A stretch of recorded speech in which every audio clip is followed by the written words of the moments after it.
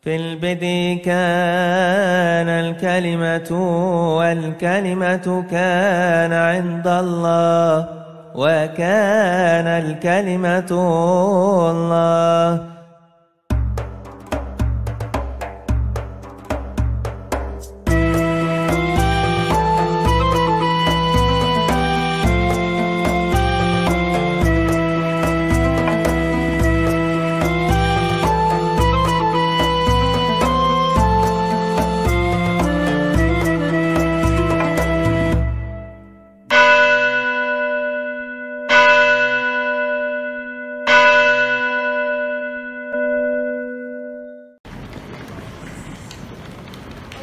Parade.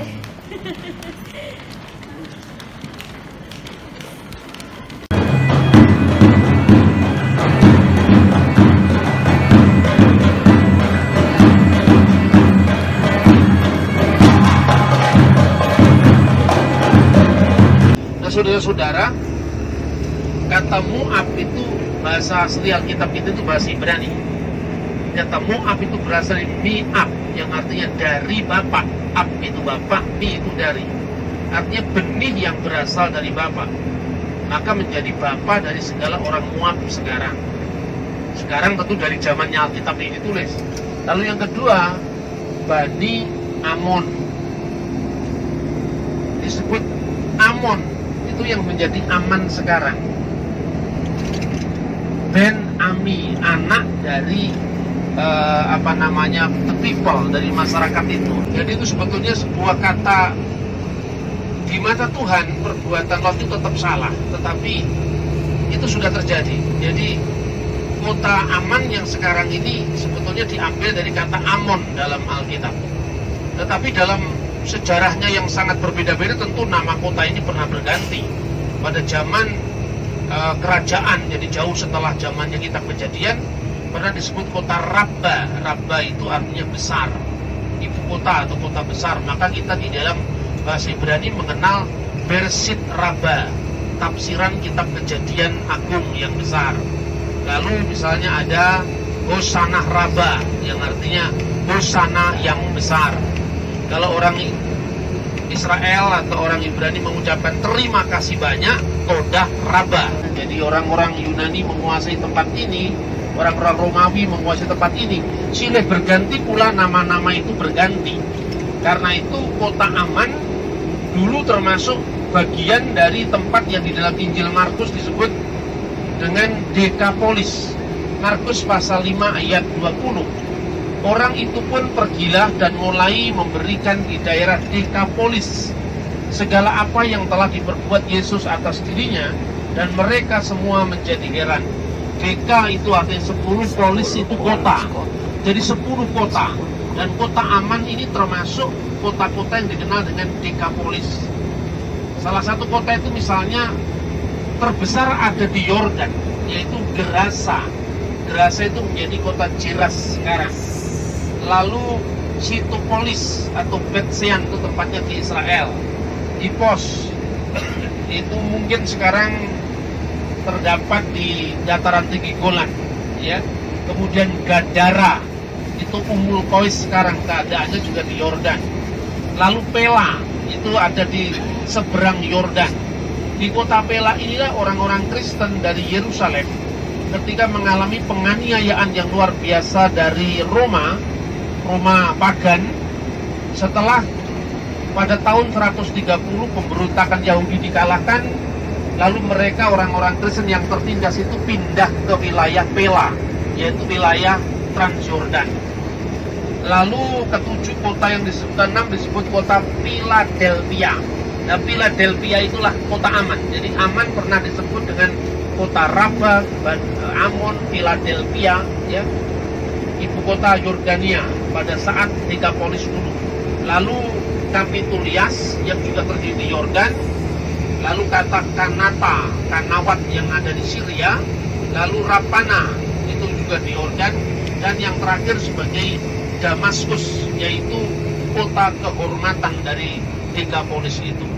Apa yang saya uraikan ini menunjukkan bahwa ini ada pergeseran terus-menerus, dan kita harus melihat sejarahnya itu. Sebab banyak para peziarah Indonesia itu pokoknya Israel.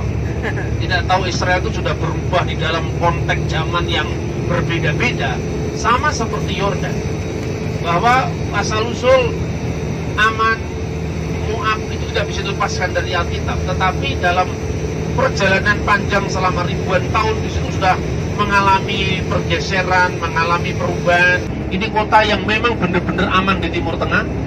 Sekarang ini banyak pengungsi-pengungsi Syria yang di sini, dan kota ini kota yang sangat toleran dengan semua agama. Islam dan Kristen hidup bersama dengan baik, tidak seperti yang kita bayangkan di Indonesia. Bagaimana batas agama Islam dan Kristen itu menjadi sesuatu yang dipertentangkan. Di sini ternyata tidak. Inilah awal dari peziarahan kita. Marilah kita bersyukur karena Tuhan sudah memelihara kita sepanjang perjalanan dari Jakarta menuju ke Dubai dan sekarang tiba di kota aman. Shalom alaikum Beshem Hamasyah. Kita akan membaca firman Tuhan dari Injil Matius pasal 8. Matius pasal 8 ayat 28 sampai dengan ayat 34. Dua orang yang kerasukan disembuhkan. Setibanya di seberang, yaitu di daerah orang Gadara, datanglah dari pekuburan dua orang yang kerasukan setan menemui Yesus. Mereka sangat berbahaya, sehingga tidak seorang pun yang berani melalui jalan itu. Dan mereka itu pun berteriak katanya, "Apa urusanmu dengan kami, hai anak Allah? Adakah engkau kemari untuk menyiksa kami sebelum waktunya?" Tidak jauh dari mereka itu sejumlah besar babi sedang mencari makan. Maka setan-setan itu meminta kepadanya, katanya, "Jikalau engkau mengusir kami, suruhlah kami pindah ke dalam kawanan babi itu." Yesus berkata kepada mereka, "Pergilah." Lalu keluarlah mereka dan masuk ke dalam babi-babi itu. Maka terjunlah seluruh kawanan babi itu dari tepi jurang ke dalam danau dan mati dalam air. Maka larilah penjaga-penjaga babi itu, dan setibanya di kota diceritakanlah segala sesuatu juga tentang orang-orang yang kerasukan setan itu. Maka keluarlah seluruh kota mendapatkan Yesus, dan setelah mereka berjumpa dengan dia, mereka pun mendesak supaya ia meninggalkan daerah mereka. Nah, saudara-saudara, pada waktu kita berada di Yordan, hari pertama kita tiba dalam peziarahan kita sudah belajar tentang daerah yang disebut Dekapolis. Deka itu artinya 10 dan polis itu adalah kota. Inilah kota-kota Romawi yang sangat terkenal pada zaman Yesus, sehingga paralel dari ayat ini yang disebutkan dalam Injil Markus pasal 5 menyebutkan tentang daerah Dekapolis. Daerah Dekapolis itu yang terkenal adalah Jiras, dulu namanya Gerasa, dan sekarang dinamakan Jiras. Lalu ada Gadara, tempat yang sekarang kita renungi.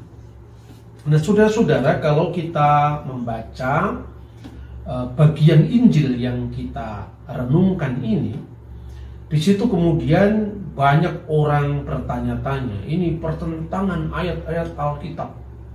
Kenapa? Karena di dalam Matius yang kita baca tadi, daerah tempat Yesus mengusir setan itu adalah Gadara. Sementara ayat paralelnya di dalam Injil Markus pasal 5 ayat 1 itu disebut Gerasa. Mana yang benar? Gadara atau Gerasa? Nah, ketika kita datang sendiri ke Tanah Suci dan kita mempelajari, bukan sekedar kita bicara tentang teks kitab suci, tetapi juga kita bicara tentang arkeologi. Ada banyak buku yang memang mengejek orang Kristen. Salah satu buku itu di Indonesia cukup banyak dibaca kaum polemikus. Judulnya adalah Dokumen Pemalsuan Alkitab. Gayanya luar biasa. Lalu ada satu buku lagi yang jawabannya tapi bukan menjawab buku itu. Itu artinya memang bahasan kitab suci yang mencoba menerangkan kenapa ada ayat-ayat yang tampaknya berbeda. Yang paling terkenal itu buku Dictionary Bible Difficulties. Jadi diksionari tentang kesulitan-kesulitan di dalam Alkitab. Tetapi buku ini memang cukup bagus, cuma dia hanya membahas secara perbedaan teks. Jadi hanya kajian yang sifatnya eksegetis dari sudut pandang Alkitab. Nah, makna ziarah kita sekarang adalah kita benar-benar melihat bagaimana arkeologi menjelaskan ayat-ayat Alkitab yang tampaknya bertentangan. Oke, sekarang kita akan lihat dulu teksnya ya. Di dalam Injil Matius yang kita baca tadi, pasal 8 ya, ayat yang ke-28, itu memang dikatakan Tiskoran ton Gadarinon, daerah orang Gadara. Sementara paralelnya di dalam Injil Markus disebut Tinkoran ton Garasinon, daerah orang Gerasa. Injil Lukas lebih lengkap lagi di dalam pasal 8 ayat 26, nanti tolong diperiksa lagi. Di sana dalam teks bahasa aslinya disebut Tinkoran ton Gerasinon hetis estin antiperates Galileas ya, yang artinya daerah orang Gerasa yang terletak di seberang Galilea. Jelas sekali. Jadi konteksnya ketika Yesus naik kapal dan itu terjadi mujizat angin ribut yang didiamkan itu, kemudian dia menyeberang dari Kapernaum itu ke sebuah tempat yang disebut Gadara. Nah, sekarang mana yang benar? Harus jujur dikatakan bahwa beberapa teks kuno kitab suci memang ada varian teks di sini. Tapi varian teks ini bisa diselesaikan secara arkeologi. Saya tunjukkan kira-kira begini. Dahulu orang mengira bahwa karena kitab Injil Markus pasal 5 ayat 1 itu menyebut daerah orang Gerasa, maka kemudian diidentifikasi daerah itu dengan jelas yang sekarang. Tapi letaknya jelas dengan Danau Galilea itu terlalu jauh. Ada kalau tidak salah sekitar 20 mil dari Danau Kapernaum. Sedangkan Gadara itu letaknya hanya 6 mil dari Kapernaum, sehingga ini paling masuk akal. Tetapi kenapa ada perbedaan Gadara atau Gerasa? Nah, ini perlu kita melihat kajian yang lebih holistik, khususnya secara arkeologi. Pada waktu itu yang namanya kota-kota Romawi, 10 kota itu sangat terkenal. Dan kota yang disebut Gerasa itu baru direbut pada masa Romawi, kira-kira ketika Jenderal Pompei menguasai tempat itu tahun 68 sebelum Masehi. Maka daerah itu kemudian digabungkan menjadi daerah yang dikenal dengan kota-kota Romawi, yaitu Dekapolis, 10 kota. Itu yang pertama. Kemudian yang kedua, kita harus melihat paralelnya dalam studi arkeologi. Ada buku-buku yang sekarang ini sudah terbit ya, antara lain bisa dibeli kemarin di Museum Israel, juga di toko buku yang di Dead Sea Scroll ya, tempat kita kemarin melihat tentang gua-gua dari 11 gua yang ditemukannya naskah-naskah Laut Mati. Dan itu dikompilasi, editornya itu adalah seorang yang bernama Ephraim Stern. Dalam buku itu ketika Anda membaca ya, entry yang judulnya kursi. Kursi itu adalah Gadara atau Gerasa atau Gergesa. Mana yang diidentifikasi dengan daerah kursi, dan tempat yang disebut kursi ini ya, yang kita kunjungi di dalam peziarah kita ini adalah situs arkeologi tentang itu.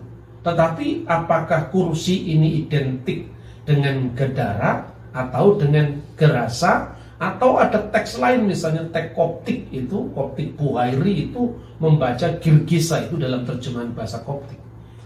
Pertama-tama kita harus melihat ya, pada tahun 1973 itu ada seorang yang bernama De Vries itu menemukan kuburan Romawi di dekat lembah yang namanya Es Samra. Kemudian juga pada tahun 1985 itu di Kois itu yang diidentifikasi Gedara, tempat yang kita bahas ini, itu ditemukan sebuah dermaga yang cukup besar. Jadi 5 kali 250 meter, sementara pantainya itu adalah sepanjang setengah kilometer lebih. Artinya bahwa pada masa itu dengan dermaga yang begitu luas ya untuk ukuran saat itu, tentu ini menjangkau daerah yang lebih besar lagi. Dan di situ di daerah sekitar itu yang kita lewati itu ada bukit yang mendongak ke arah danau. Dan kalau kita membaca bacaan tadi jelas Yesus mengusir setan itu pada babi-babi itu di tempat yang memang didukung oleh penemuan arkeologi. Yang pertama di situ ada pekuburan, lalu di situ ada bukit yang menjorok ke danau ya. Dan tempat itu saudara-saudara ternyata bisa diidentifikasi secara arkeologi. Lalu bagaimana dengan perbedaan antara Gadara dan Gerasa tadi? Untuk pembaca Yahudi yang akrab dengan tempat-tempat istilah-istilah yang ada di sekitar Gadara itu. Sementara itu Markus itu memang menulis untuk pembaca yang non-Yahudi, yaitu secara khusus adalah bangsa Roma. Sedangkan Lukas itu secara khusus pembacanya adalah Yunani. Mereka tidak terlalu mengerti dengan detail-detail tempat, tetapi mereka menyebut secara umum. Karena memang Gadara itu adalah bagian dari wilayah yang lebih besar yang disebut Gerasa. Buktinya apa? Sekarang bukti teks dulu. Di dalam Injil Matius pasal 8 ayat 34 kita membaca, mereka mendesak agar meninggalkan daerah mereka. Itu di dalam bahasa aslinya adalah apoton hurion, auton. Hurion itu adalah daerah. Tetapi Lukas di dalam pasal 8 ayat 37 memakai istilah yang berbeda. Lalu seluruh penduduk daerah Gerasa, memang dalam terjemahan bahasa Indonesia sama, daerah. Padahal yang diterjemahkan daerah itu di dalam Injil Matius pasal 8:34 itu adalah hurion, sementara di dalam Injil Lukas itu adalah tis perikorou ton girasinon, yang artinya lalu seluruh penduduk daerah Gerasa. Yang diterjemahkan daerah itu adalah perikoron, perikorou atau perikoron. Nah, di dalam bahasa Yunani, dan ini bisa ditemukan paralelnya dalam tulisan misalnya Flavius Josephus, dalam tulisan bahkan yang lebih kuno lagi, itu ada kata topos yang artinya itu adalah daerah yang lebih lokal, semacam desa. Lalu kora, dan kora itu tadi muncul dalam Markus pasal 1, Markus pasal 5 ayat 1, kemudian Lukas pasal 8 ayat 26 misalnya, itu digunakan kata koran yang artinya daerah. Sementara kalau perikora atau perikorou itu artinya daerah yang lebih luas lagi. Maka ada 3 istilah ya di dalam bahasa Yunani yang itu jelas ada dalam tulisan-tulisan ekstra biblikal di luar Alkitab, termasuk sejarawan Yahudi. Topos artinya tempat lokal, misalnya desa. Kora atau koran artinya distrik atau region, wilayah. Lalu ada perikoron, itu adalah wilayah atau daerah yang lebih luas dari distrik. Dan ini disebutkan misalnya dalam tulisan-tulisan Yunani yang lebih kuno, misalnya epitoutotopon, istilah topon. Apa yang terjadi di tempat ini? Perimegalos topous koras olas. juga terjadi di wilayah, di lokasi yang lebih luas di seluruh tanah itu. Jadi dengan demikian, Gadara itu adalah sebuah distrik, dan yang namanya Gerasa itu adalah wilayah yang melingkupi Gadara. Ini bukan sekedar mencocok-cocokkan. Saya akan bandingkan dengan tulisan dari Eusebius dari Kaisaria. Eusebius dari Kaisaria itu mengatakan bahwa yang disebut Gergesa itu sama dengan Gadara. Sehingga adanya naskah-naskah varian atau varian teks yang menyebut adanya Gergasa, Gadara, ya, itu sesungguhnya merujuk pada tempat yang kurang lebih sama. Karena Gergesa itu nama kuno dari wilayah yang disebut Gadara itu. Dan itu disebutkan oleh Eusebius dalam bukunya Onomastikon 64, ya, bagian pertama. Dia mengatakan bahwa Gergesa itu adalah Gadara. Dan Gergesa itu apa? Gergesa itu ternyata yunanisasi dari kata Ibrani Girgasi yang disebutkan dalam Ulangan pasal 7 ayat 1. Dan Girgasi itulah Kersa atau kursi. Makanya tempat yang kita bahas ini adalah kursi, dan itu wilayah Israel sekarang ini, ya.